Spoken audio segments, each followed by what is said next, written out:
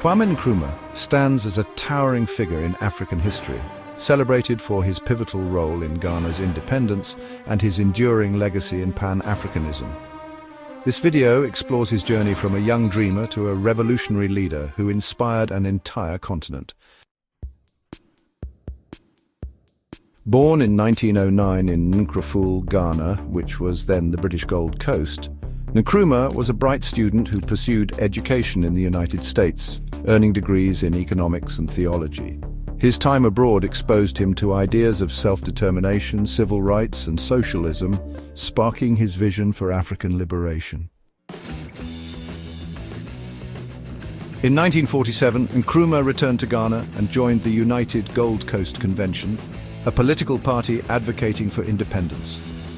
Breaking away to form the Convention People's Party, or CPP, he rallied ordinary Ghanaians through powerful speeches, grassroots mobilization, and a bold slogan, "Self-government now."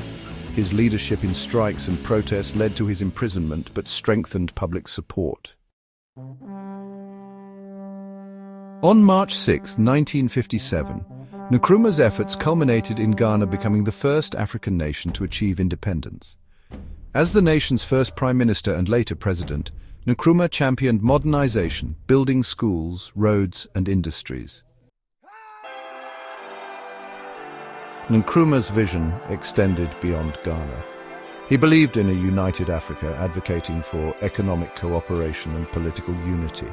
In 1963, he played a key role in founding the Organization of African Unity, the precursor to today's African Union.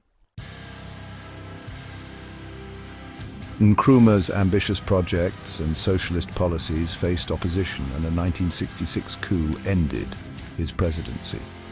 Despite this, his legacy as the father of African independence remains, inspiring generations to continue the fight for freedom and unity.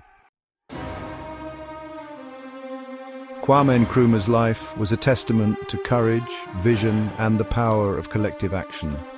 His story reminds us of the strength of belief in a better future. As Ghana celebrates his contributions, the world remembers him as a symbol of African pride and resilience.